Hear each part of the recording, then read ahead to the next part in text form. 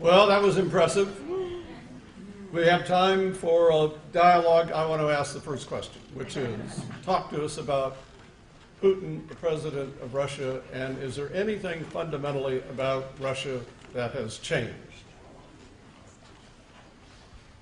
Putin is not the president of Russia. Putin is the Tsar. And the question is actually a marvelous one. I mentioned Woodrow Wilson at the beginning of my talk, and after, since you're tech savvy, afterwards you should, well, I don't think this would actually fit in a tweet, but Google Woodrow Wilson's war message to Congress from April 1917, when he says, "Isn't it wonderful, these fantastic developments in the last few weeks in Russia? The Russians, we always knew, were democratic people at heart who had thrown off the shackles of czarist despotism, to assert their true character and nature." And of course, he was talking about the Russian Revolution of March 1917, when this pleasant social democrat named Alexander Kerensky kind of ambled through the pages of history. And then Kerensky was, within 6 months, booted by the Bolsheviks, who became the new czars of Russia, just on a scale and in a style that no previous Russia had ever experienced before. So there is a kind of continuity in Russian history, this habit in which liberal experiments tend to be brief and wind up being stillborn.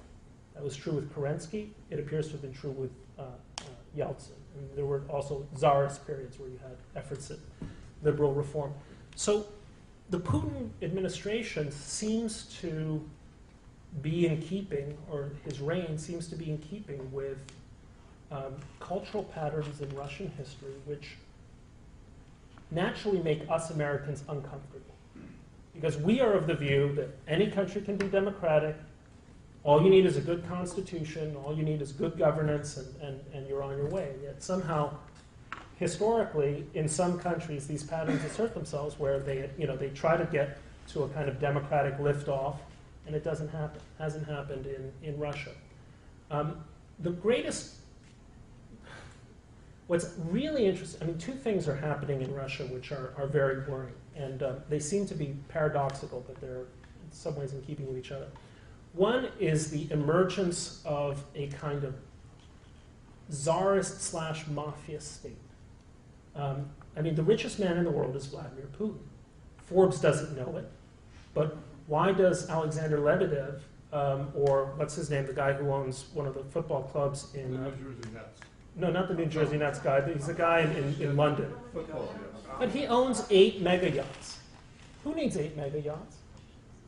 You don't own 8 mega yachts. You hold 8 mega yachts because there are government officials who are actually the owners of these yachts. Oh dear, I probably am going to get sued for this comment, so that was off the record.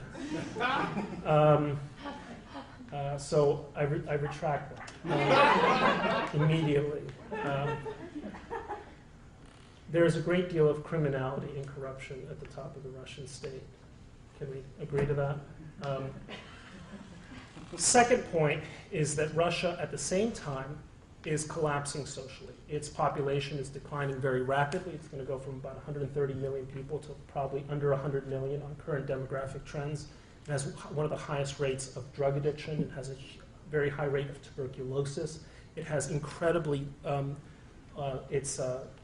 average lifespan for a Russian is, I think, under 60 years, or about 60 years. Here in the United States, it's 77 or 78. It's certainly the lowest, one of the lowest. Is good.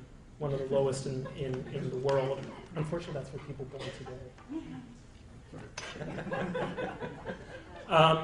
And so you have this system in which you have a plundering autocracy on top and a society that's sort of in the process of collapse below. And how does that play out? I don't know. It's anyone's guess. Oh, that was fascinating.